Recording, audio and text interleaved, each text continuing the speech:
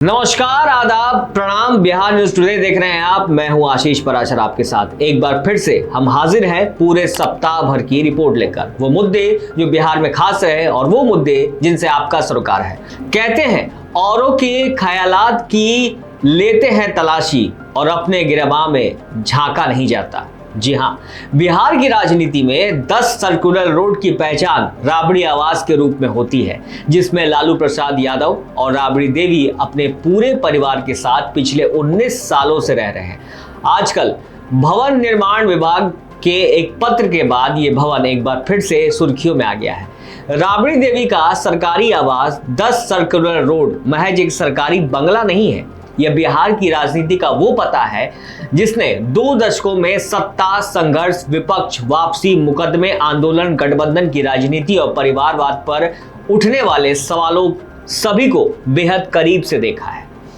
पिछले 19 सालों में 10 सर्कुलर रोड ने लालू राबड़ी परिवार की लगभग हर राजनीतिक लड़ाई, सफलता और असफलता को करीब से देखा है। यह बंगला क्यों इतना महत्वपूर्ण हो गया, इसके पीछे कई कारण हैं। वरिष्ठ राजनीतिक विश्लेषक का कहना है कि 10 सर्कुलर रोड का बंगला पार्टी का अनौपचारिक मुख्यालय के रूप में रहा है। तेज प्रताप यादव और तेजस्वी यादव ने सक्रिय राजनीति की शुरुआत भी इसी घर से की थी। नियम कानून के आधार पर पूर्व मुख्यमंत्री राबड़ी देवी को आवास खाली कराए जाने का मसला अब संघर्ष के रास्ते पर आया है। इससे राजनीति के 2 धारा तो स्पष्ट रूप से दिखाई देने लगे हैं। बीजेपी अपने विरोध से राजद के कानून तोड़ने वाली छवि को जनता के बीच ले जाना चाहती है, तो राजद एनडीए की मनमानी, संवेदनहीनता और संघ के इशारे पर सरकार की ओर से की गई कार्रवाई बताने पर तुली हुई है।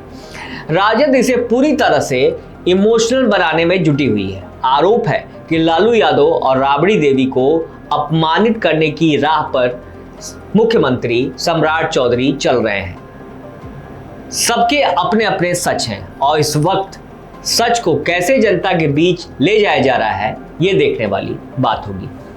जानकारों की माने तो राबड़ी देवी का आवास खाली कराने का विवाद तो जानबूझकर खड़ा किया जा रहा है। राजनीतिक द्वेष और बदले की भावना से ये काम किया जा रहा है, ये कार्रवाई हो रही है।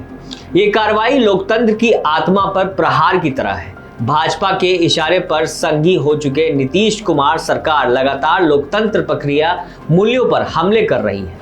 ये खतरनाक रवायत है। ऐसी रवायत से समाज टूटता है, देश कमजोर होता है। आवास खाली करवाना एक गैर जरूरी कार्रवाई है।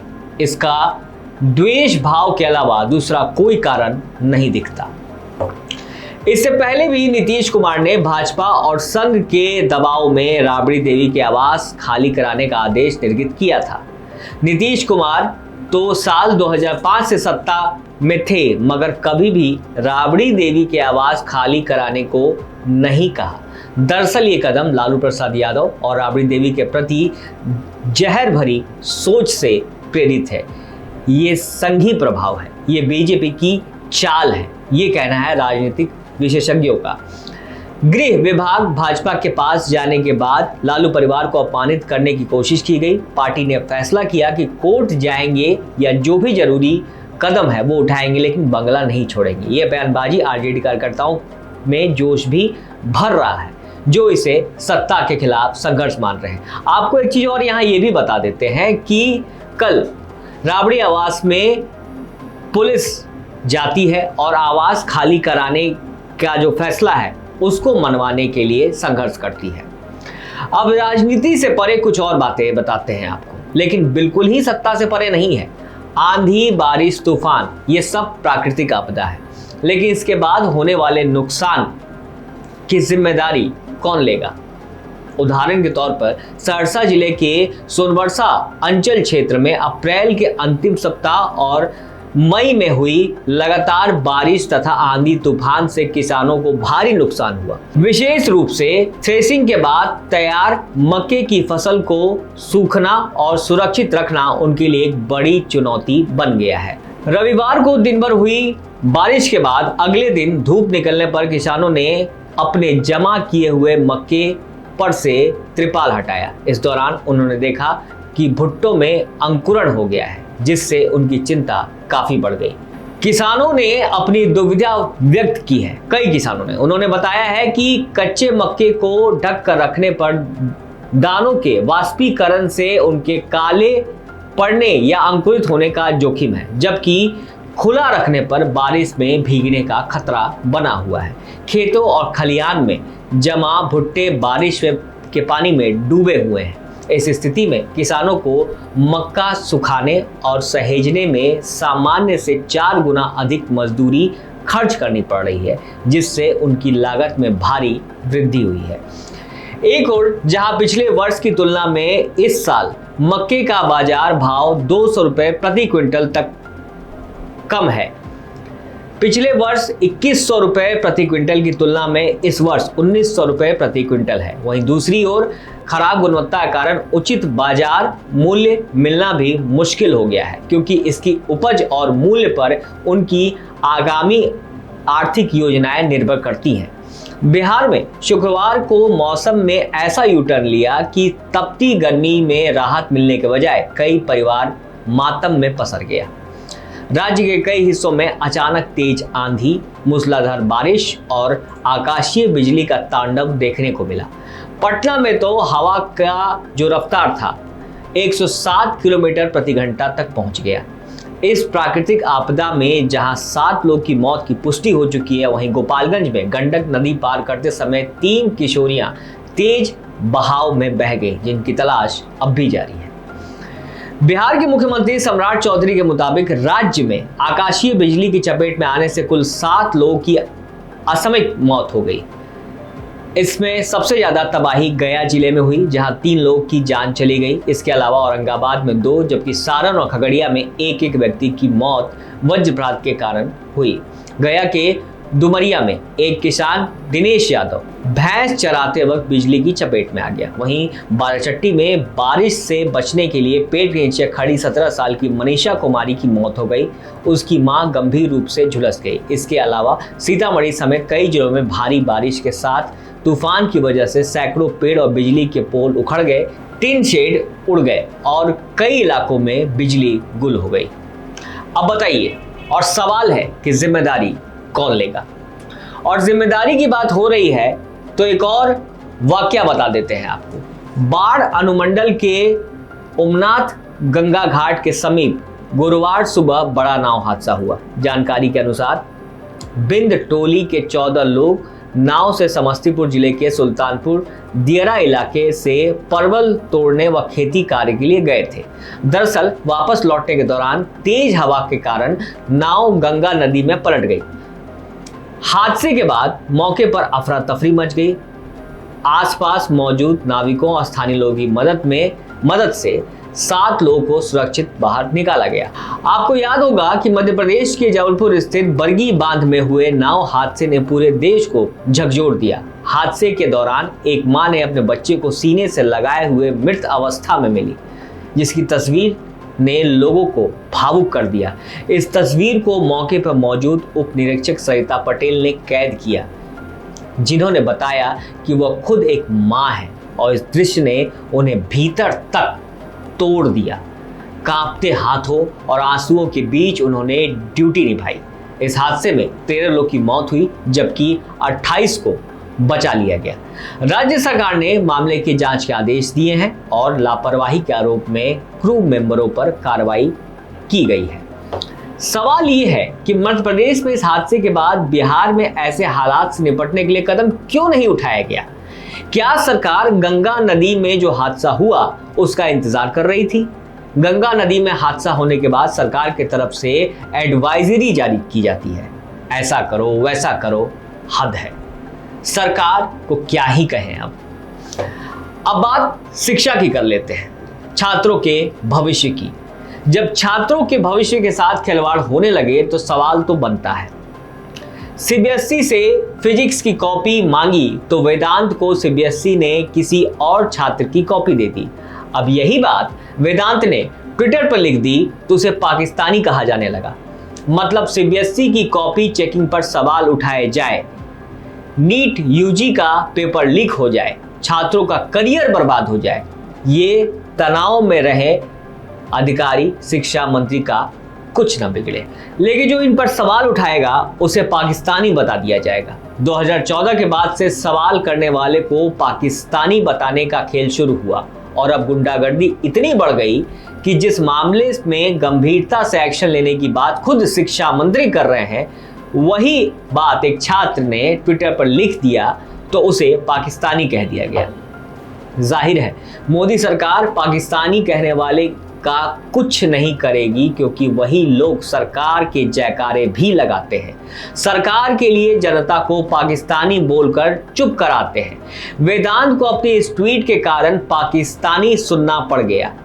उसने यही लिखा कि सीबीएसई से 12वीं का फिजिक्स का पेपर देखने के लिए मांगा, जो पेपर दिया गया किसी और छात्र का था। इस ट्वीट का जवाब तुरंत ही सीबीएसई को देना चाहिए था। चिंता मत करो, समस्या दूर हो जाएगी। लेकिन वेदांत पर हमला हो गया। के ट्विटर हैंडल के नीचे लिखा गया दक्षिण एशिया, तो उसे पाकिस्तानी बताने की होड़ लग गई। वेदांत के भाई को ट्विटर पर आकर सफाई देनी पड़ी कि ट्विटर का अकाउंट उन्होंने बनाया है। वेदांत अपनी पढ़ाई में व्यस्त है। भारत के नागरिकों को पाकिस्तानी बताने वाली पॉलिटिकल फैक्ट्री का दुस्साहस देखिए। इतना बढ़ गया है कि 12वीं के बच्चे को भी पाकिस्तानी बता रहे हैं। 17 लाख से ज्यादा छात्रों ने सीबीएसई की 12वीं की परीक्षा दी। उनकी समस्याओं को सीबीएसई ने भी माना, सरकार ने भी माना, और उसी बात को पब्लिक में कह देने पर वेदांत जैसे छात्र को पाकिस्तानी कहा गया। ऐसा लगता है कि एक तबका अब मान कर बैठा है कि जिस तरह से 27 लाख लोगों से पश्चिम बंगाल के चुनाव में वोट का अधिकार छीन लिया गया, उसी तरह से सीबीएसई के छात्रों के बोलने का अधिकार भी खत्म कर दिया जाएगा। बोलेंगे तो पाकिस्तानी कहा जाएगा। नेता प्रतिपक्ष राहुल गांधी ने भी कहा है कि प्रधानमंत्री मोदी और शिक्षा मंत्री प्रधान की जोड़ी ने एक और संस्था को धांधली का प्रतीक बना दिया है। दशकों में पहली बार सीबीएसई बोर्ड परीक्षा पर इतने गंभीर सवाल उठे हैं। 18 लाख बच्चों ने परीक्षा दी और एक हफ्ते से OSM गलत मार्किंग और जांच की गड़बड़ी की शिकायत अनसुनी पड़ी है और शिक्षा मंत्री अपनी कुर्सी से चिपके हुए हैं। एक 17 साल का बच्चा जिसकी कॉपी को गलत तरीके से जांचा जाता है, न्याय की उम्मीद में सोशल मीडिया पर आया, मगर उसे मदद नहीं, गालियां मिली।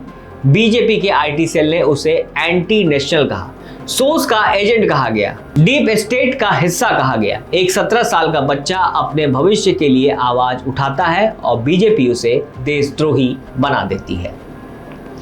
सच ये है कि मोदी सरकार युवाओं और जेनजी से डरती है, क्योंकि अब सवाल पूछ रहे हैं वो, और जो सवाल पूछ रहे हैं उसे ये सरकार बदनाम करती है, डराती है, कुचलती है। पर सुन लीजिए मोदी जी, यही युवा, वही जेनजी आपका अहंकार तोड़ेगा।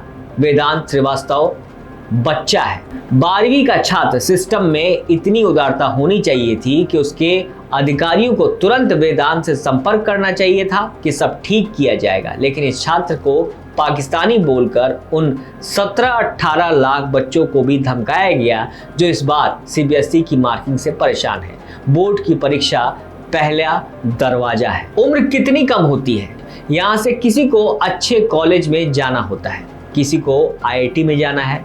इस उम्र की परेशानियां हजार होती हैं और अलग अलग होती हैं। अगर कॉपी चेक करने में गड़बड़ी हुई, कायदे से इस अपराध के लिए सीबीएसई के निदेशक को तुरंत हटा देना चाहिए था, शिक्षा मंत्री को बर्खास्त कर देना चाहिए था। लेकिन वेदांत जैसे छात्र को पाकिस्तानी कहा गया। 13 मई को सीबीएसई का रिजल्ट आया और 15 मई को भास्कर ने पहले पन्ने पर सीबीएसई की 12वीं की परीक्षा को लेकर एक बड़ी रिपोर्ट छापी थी।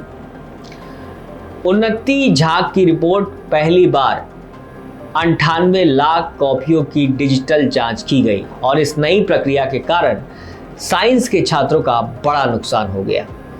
साइंस के मुख्य विषयों में 100 नंबर पाने वाले अपेक्षाकृत कम रहे। Arts, commerce, skill, painting, psychology, AI में 100 नंबर पाने वाले ज़्यादा रहे। IIT, NIT, IIIT में प्रवेश पाने के लिए सामान्य वर्गों के छात्रों के लिए 12वीं में 75% अंक अनिवार्य है या फिर अपने बोर्ड के टॉप 20 परसेंटाइल में होना जरूरी है। दैनिक भास्कर की रिपोर्ट में लिखा गया है कि जेईई मेन जैसी परीक्षा में 80.99 परसेंटाइल हासिल करने वाले छात्रों को 75% से कम अंक आए हैं। बताइए, इस तरह से नंबर दिए गए हैं कि आईआईटी में भी हो जाता तो दाखिला नहीं मिलता। किसी हादसे और सदमे से कम नहीं है ये। आप छात्रों की हालत की कल्पना कीजिए। आईआईटी जेईई की परीक्षा का दूसरा हिस्सा बोर्ड परीक्षा के बाद होता है। नंबरों को लेकर भी विवाद हुआ। नतीजा ये हुआ कि छात्रों का करियर बर्बाद हो गया। मुंबई यूनिवर्सिटी में उसी साल काफी हंगामा हुआ था। तब मुख्यमंत्री देवेंद्र फडणवीस थे। ऑनलाइन कॉपी चेकिंग का ये पहला प्रयास था। ऐसे में मैं दावा नहीं कर सकता, लेकिन 2017 में मुंबई यूनिवर्सिटी में इसका प्रयोग हुआ और भयंकर तरीके से फेल हुआ। करोड़ों कॉपी का स्कैन कर चेकिंग करने का काम मूर्खता की श्रेणी में आता है।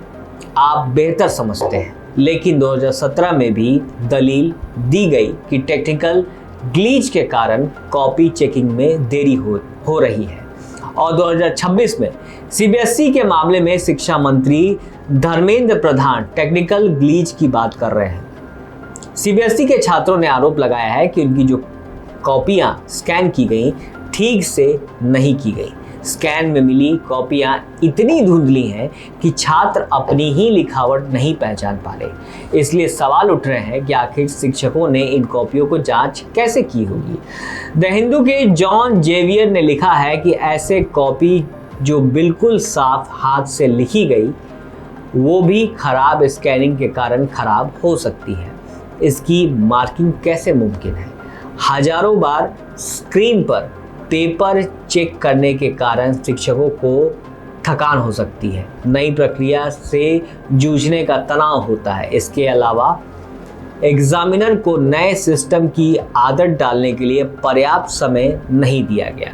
धुंधला दिखना ही एकमात्र समस्या नहीं थी। कॉपी चेकिंग को लेकर छात्र की अलग अलग शिकायतें जब सीबीएसई के मामले को लेकर 2017 के मुंबई यूनिवर्सिटी के कांड से मिलाकर आप इसको देखेंगे तो आप पूरा गेम समझेंगे। 9 साल से टेक्निकल ग्लिच ही हो रहा है। जब यहाँ काम करना था तो अचानक क्यों किया गया? 17 फरवरी 2026 को परीक्षा शुरू होनी थी। 9 फरवरी 2026 को नोटिफिकेशन आता है। इस बार पेपर ओएसएम के तहत चेक होंगे। बदलाव ये हुआ कि चेकिंग सेंटर में बच्चों के हाथ से लिखी हुई कॉपी चेक करने के बजाय टीचर को स्कैन की हुई कॉपी कंप्यूटर पर दिखाई जाएगी, जिससे वो डिजिटल माध्यम से चेक करेंगे। हाथ और पेन की जगह माउस से चेक करना होगा। तर्क दिया गया कि ऐसा करने से अंकों के टोटल में होने वाली गड़बड़ियां नहीं होंगी, तेजी से जांच होगी, कॉपी ट्रांसपोर्ट करने का खर्च बचेगा, वेरिफिकेशन लगने वाले मैन पावर की बचत होगी। खर्च की इतनी चिंता है, प्रधानमंत्री 10 रोड शो कम कर दे, उससे काफी पैसा बच जाएगा। परीक्षा शुरू होने से सिर्फ 1 हफ्ता पहले नोटिस जारी किया गया और बताया गया कि अगले 1 महीने में शिक्षकों को पोर्टल पर लॉगिन करने का मौका दिया जाएगा। सीबीएसई ड्राई रन के अलावा ट्रेनिंग करवाई जाएगी। अपने ट्विटर पोस्ट में सीबीएसई ने लिखा है कि जनवरी के महीने में 5 स्कूलों में 100 शिक्षकों के साथ ड्राइव रन करवाया गया। 5 स्कूलों में लाखों छात्रों और 1000 शिक्षकों की इस प्रक्रिया में क्या 100 शिक्षकों को ड्राई रन की जानकारी का कुछ मतलब भी पता था या मतलब है इसका? क्या ये कहीं से पर्याप्त संख्या है? इवैल्यूएशन से 1 महीना पहले ट्रेनिंग के लिए वेबिनार का आयोजन हुआ और 1 महीने बाद चेकिंग शुरू हो गई। सीबीएसई का प्रेस रिलीज में बकाया नई प्रक्रिया के फायदे गिनाए गए। दिखाया गया कि पुराने के मुकाबले क्या फायदे होंगे। नतीजा अब सबके सामने है। कुछ एक बच्चों का एक ऐसा भी लग रहा है कि उनको ज़्यादा नंबर आने चाहिए और उनको नंबर कम आए हैं। तो इस पे भी जो भ्रांति है, जो क्लैरिफिकेशन है, वो हम आपको समक्ष देना चाहेंगे।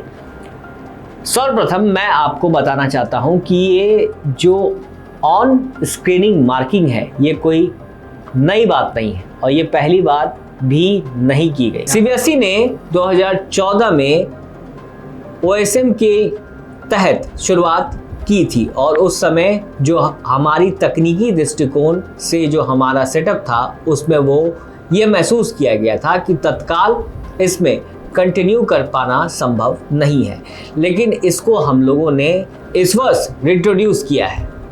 सीबीएसई ने दावा किया है कि ऑन स्क्रीन मार्किंग की योजना जो 2014 में ही बनाई गई थी, लेकिन इसके लिए जरूरी टेक्निकल टूल नहीं मिलने के कारण पायलट प्रोजेक्ट में मामला आगे नहीं बढ़ा।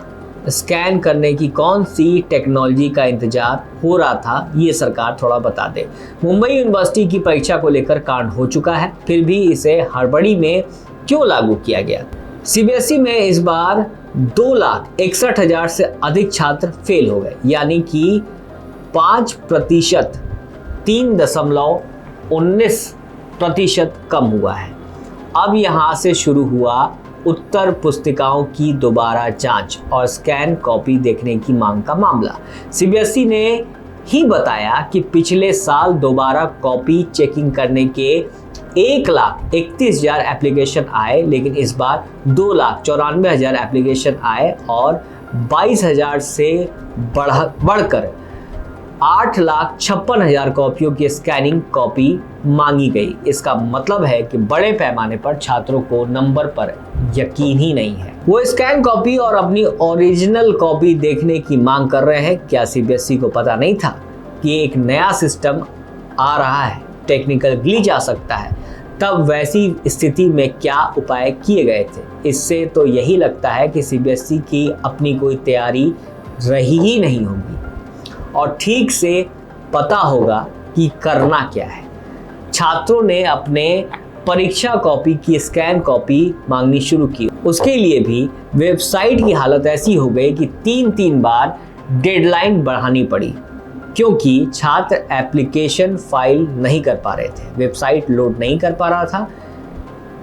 फीस को लेकर कई सारी शिकायतें आई। छात्रों ने आरोप लगाया कि कॉपी करेक्शन के लिए अप्लाई करने में बहुत समय लग रहा है, वेबसाइट अटक रही है, क्रैश कर जा रही है। 5 दिनों तक वेबसाइट डाउन रही। एक सेटअप बढ़ने के लिए पेज 10 पर रिफ्रेश करना पड़ा, लॉगिन नहीं हो पाया। कुछ मामलों में वेबसाइट ज़्यादा फीस मांगने लगी। टाइम्स ऑफ इंडिया की मेघना धूलिया की रिपोर्ट के मुताबिक किसी से 69,000 रुपये से लेकर 8,000 तक की फीस मांगी गई। किसी से कई रकम मांगे गए तो किसी से 69,000 के करीब रुपए मांगे गए। इस मसले पर हिंदुस्तान टाइम्स ने कई रिपोर्ट छापी है। रिपोर्ट में कुछ छात्रों ने बताया है कि कैसे सीबीएसई के कारण विदेश में उनका दाखिला लेना मुश्किल पड़ गया। एक छात्र ने कहा कि यूनिवर्सिटी ऑफ हांगकांग में इस शर्त पर स्कॉलरशिप मिली कि वह 12वीं में गणित में 85% से ज़्यादा नंबर लाएगा। छात्र सर्वज्ञ सिंह ने कहा है कि उसने कुल अंक तो 89.7% मिले हैं, मगर मैथ्स में 71% ही नंबर आया, जिसके कारण यह स्कॉलरशिप नहीं मिल पाई उसको। सर्वज्ञ ने ये भी दोबारा जांच करने की मांग की है और लाइन में लिखा है। सर्वज्ञ ने जेईई की परीक्षा भी नहीं दी क्योंकि चाहते थे कि बोर्ड में नंबर अच्छे आ जाए और उसी के आधार पर यूनिवर्सिटी ऑफ हांगकांग में दाखिला मिल जाए, लेकिन फिलहाल उनका चांस खतरे में पड़ गया। साफ है कि परीक्षा की व्यवस्था को हल्के में लिया जा रहा है। जब पेपर लीक हो जा रहा है, कॉपी चेकिंग की समस्या सामने आ रही है, तब आग बुझाने की कोशिश की जा रही है, तब भी आग नहीं बुझ रही। बुझाते हुए फोटो खिंचाने का ड्रामा चल रहा है। इतनी बड़ी परीक्षा है सीबीएसई, सरकार अगर भरोसा हासिल करना चाहती है तो पहले यही बताए कॉपी चेकिंग का सिस्टम अचानक कैसे लागू किया गया, इसके पीछे किन कंपनियों को यह ठेका दिया गया या सीबीएसई ही उसका ही नेटवर्क इस स्कैनिंग की प्रक्रिया को संचालित कर रहा है, किस तरह की टेस्टिंग की गई, ऐसी जानकारियां सरकार को बतानी चाहिए। नीट यूजी की परीक्षा को लेकर सुप्रीम कोर्ट ने अफसोस जताया है कि परीक्षा कराने वाले एजेंसी एनटीए ने सबक नहीं सीखा, मगर सीबीएसई जमाने से नेशनल लेवल पर परीक्षा कराती रही है। इस बार ऐसा क्या हुआ और क्यों हुआ कि उसकी परीक्षा को लेकर इतना बवाल हो गया। इसके बाद भी शिक्षा मंत्री धर्मेंद्र प्रधान की कोई जवाबदेही तय नहीं की जाती। छात्र अगर कॉकरोच जनता पार्टी बनकर उनके इस्तीफे की मांग करते हैं तो सिस्टम पर सवाल करते हैं तो युवाओं को एंटी नेशनल पाकिस्तानी बताया जाता है। फिलहाल इस रिपोर्ट में इतना ही। अगर आप हमारी इस वीकली रिपोर्ट पर कुछ सुझाव देना चाहते हैं तो कमेंट बॉक्स खुला हुआ है, अपने सुझाव जरूर दें। और अगर आप किसी जिले या क्षेत्र से जुड़ी समस्या को हमारे माध्यम से उठाना चाहते हैं तो हमें कमेंट में अपनी समस्या जरूर बताएं। बाकी आपको वीडियो अच्छी लगी तो वीडियो को लाइक कीजिए, शेयर कीजिए, चैनल को सब्सक्राइब कीजिए और हाँ, वीडियो अगर फेसबुक पर देख रहे हैं तो पेज को जरूर लाइक कीजिएगा। आपका बहुत बहुत शुक्रिया। वीडियो पसंद आए तो इसे लाइक और ज्यादा से ज्यादा शेयर करें। हमारे चैनल को सब्सक्राइब करना न भूलें ताकि आपको हर जरूरी खबर सबसे पहले मिल सके। अगर आप किसी खास विषय या मुद्दे पर वीडियो देखना चाहते हैं तो कमेंट करके जरूर बताएं। आपकी राय हमारे लिए बेहद अहम है।